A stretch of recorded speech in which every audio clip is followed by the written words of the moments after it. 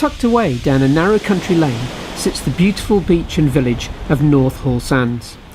But just over 100 years ago, things were not so peaceful on this beautiful Devon coastline.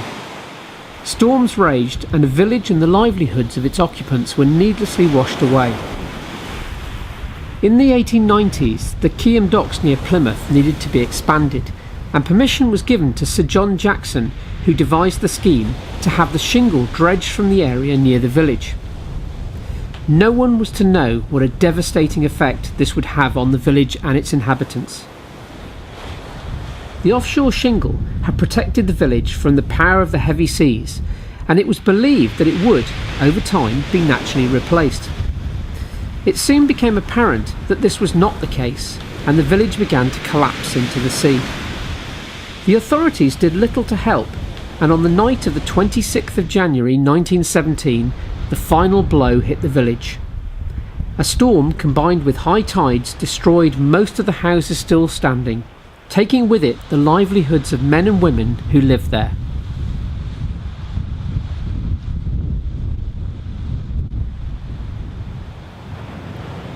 The area is well worth a visit, and there's good parking at North Hallsands Beach.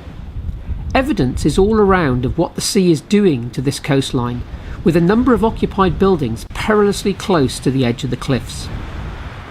If you follow the coastal path for a short distance behind the buildings in the direction of Start Point Lighthouse, you'll soon come across a viewing platform with an excellent set of interpretation panels explaining the science behind and the fate of Hallsands village.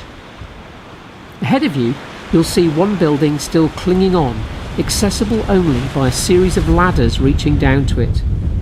In the distance, you can see what remains of Hallsands. Read also the amazing story of Ella Trout, who, as a young woman, rowed out in dangerous currents to help save men whose steamer had been struck by a mine. 7 months later, she was awarded an OBE for her undisputed bravery. She went on with her sister Patience to build Trout's Hotel, and in doing so created a new living for herself. The building, Prospect House, is now apartments and has a commanding view over the sea.